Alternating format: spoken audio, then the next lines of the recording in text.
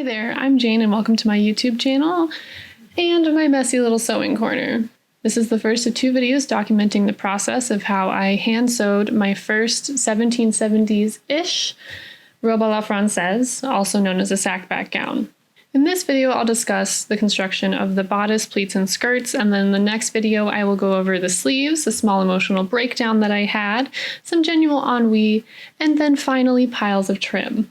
In terms of research materials, the first book I will be using is The American Duchess Guide to 18th Century Dressmaking by Abby Cox and Lauren Stowell, and the other one is Janet Arnold's Patterns of Fashion 1. These are the main two texts I use for my 18th century projects, so I'll go ahead and skip that excited info dump and just tell you that the links for both texts are in my description below.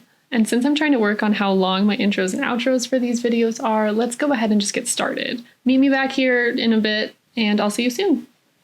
The very first and very simple step of forging the robe à la francaise is to cut out the pattern pieces. Well, other than pressing and starching the entire piece of linen fabric, but I'm ignoring that step because this is an ironing hate account. For the moment, I'm only cutting the bodice lining pieces. The rest of the gown pieces will be cut later, fitted to my individual body, and then mounted upon the lining shell. The back bodice piece has a rectangle cut out of the middle, leaving a few inches intact on top. Kind of an upside down U shape, almost. The edges of this cutout are hemmed with some matching cotton thread.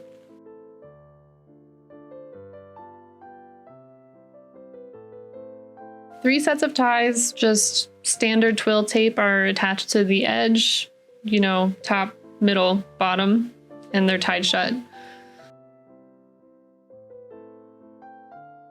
The pieces are quickly pinned together, and then I did my first fitting over all the underpinnings. I didn't show this because my partner had to help me do this, and I don't want to put him on the internet against his will. At this point, I also measured the gap between the front edges of the bodice, so I can later make the stomacher that'll be shown either in the second video of this project or in its own little mini video later on. After pinning the lining pieces so that they fit me perfectly, or at least pretty close, I basted the bodice front, neckline, and waist seam allowance edges down with some spare pink cotton thread.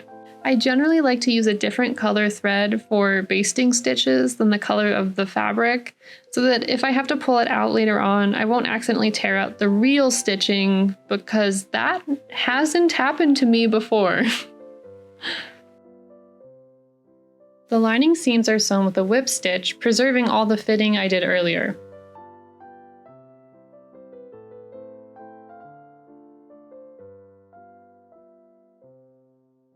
The excess seam allowance is also trimmed to reduce bulk. Now the front bodice pieces are cut out of the fashion fabric, a gold and burgundy check silk taffeta.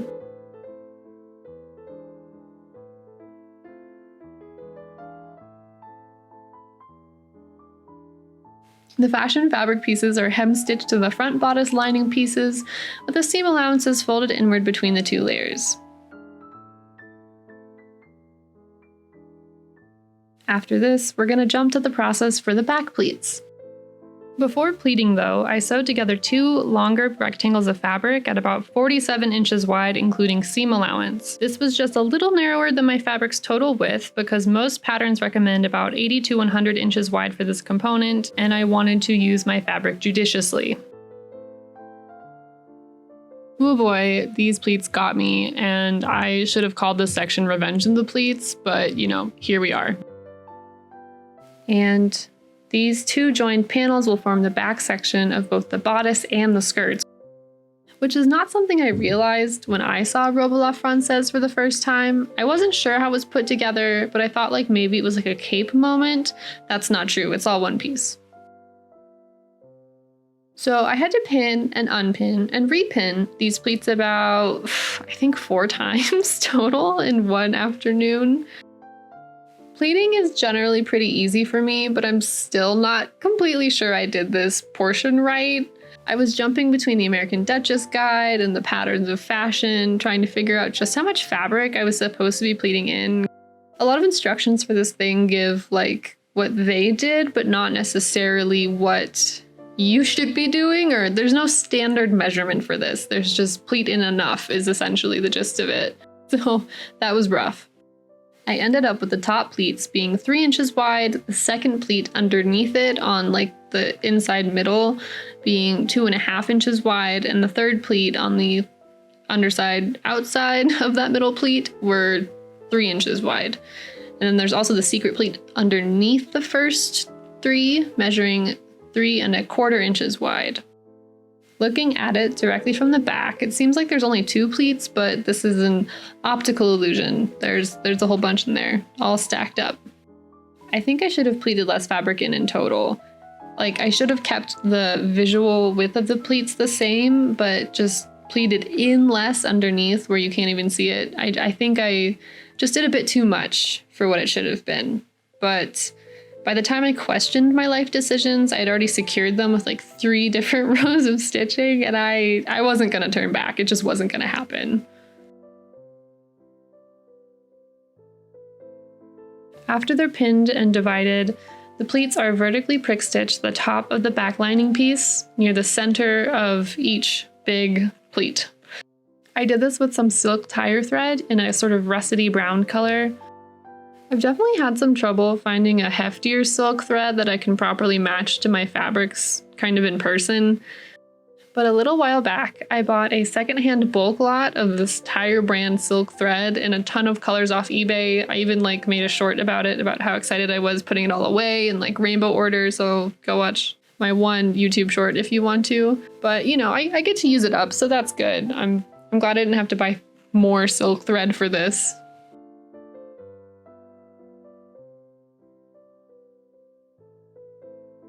Lower down near the top of the cutout, the pleats are stitched horizontally this time with a herringbone stitch from the inside. So it leaves 2 rows of what looks like running stitches from the outside. Yeah, I love herringbone stitch. Then the back panel is prick stitched near the opening in the lining under the pleats. The fabric is supposed to be perfectly vertical, but I think it turned out close enough to be totally fine.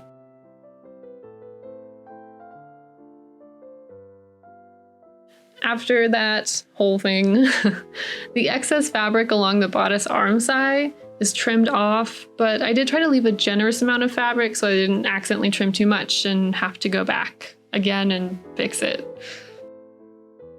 And you know, when I get anxious about a sewing mistake I made like this, to stop myself from hyper-focusing on it, I just try to tell myself that most people don't know much about sewing and that you would have to evaluate my work with a magnifying glass to figure out the mistake. And not to mention that a lot of extant hand-sewn historical garments often have messy stitching or something we would now consider a horrible, lazy mistake, but it's all just about making it look good enough from 5 feet away from the outside, and it does not have to be flawless as if the garment was sewn by a couture fashion designer or completely by machine, although much respect to people who sew historical costumes with machines. I just can't do it. Next, the sides of this pleated panel are prick stitched down near the side seams of the lining bodice. I just eyeballed this. There was no math. I mean, there probably should have been. Now I cut the front skirt panels using a more historical width by dividing my fabric width into 2. The width here is important because each of the front skirt panels only need to be 20 to 35 inches wide, and if they're too big, it won't give the right shape. In order to get a little gown train going, I cut a narrow gore, aka a triangle, off each of the panels and flipped it over, then reattached each gore to the back of the panel with a mantua maker seam.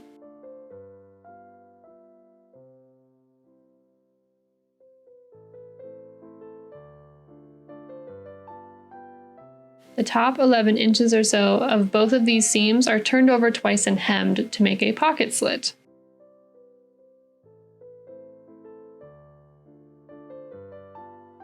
The front skirt panels are then sewn to the backs with a mantua maker seam on the gown's left side and a secure running back stitch on the gown's right side. The right side panels have selvage edges, so they didn't need to be enclosed in a mantua maker seam.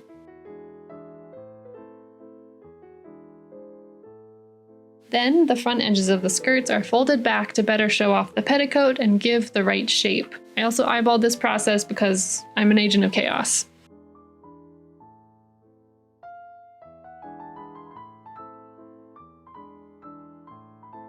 This is where another fitting took place, where I quickly pleated the extra corner of the front panels into the open space, sort of like the pocket, between the bodice lining and the fashion fabric of the bodice. After confirming that everything looks good and the shoulder seams are in the right place, the back of the lining shoulder straps are stitched to the lining back bodice. As soon as I got the gown off from the second fitting, I used a small running stitch to secure the folded back area. I then used a small applique stitch to enclose the front skirt pleats in the pocket of the bodice in between the lining and the fashion fabric. I also took a second to quickly stitch down the wedge of the front skirt panel I previously tucked under the bodice. And then there's one more little step. I used a small piece of binding from the silk check fabric on the straight grain. It's about 2 inches wide and long enough to cover the back neckline of the bodice. After basting the seam allowance on all sides, I attached it over the raw edges of the pleated back panels, quick stitching it on the front and hemming it on the back.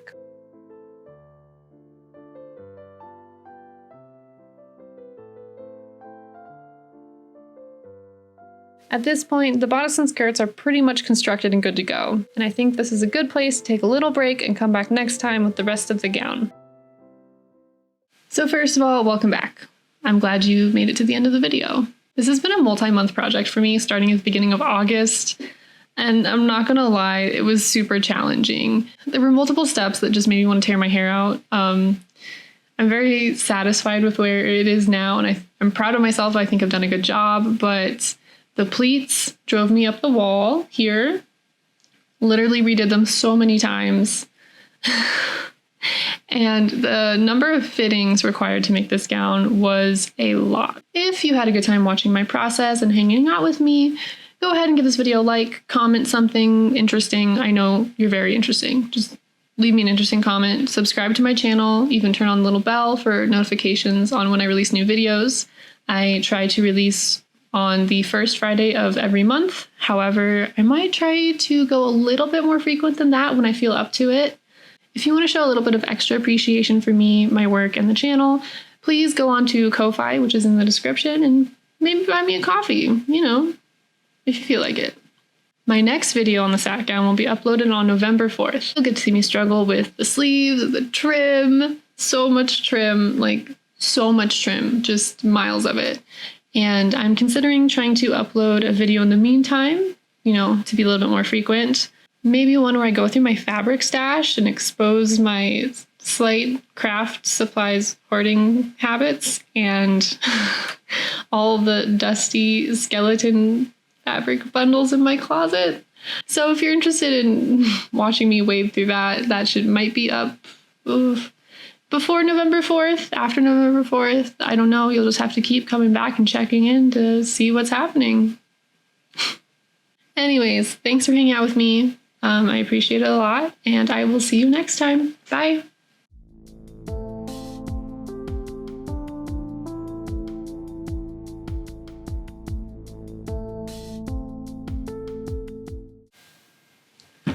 Holy crap. I can't believe my eyeliner is like tiny today. That never happens to me.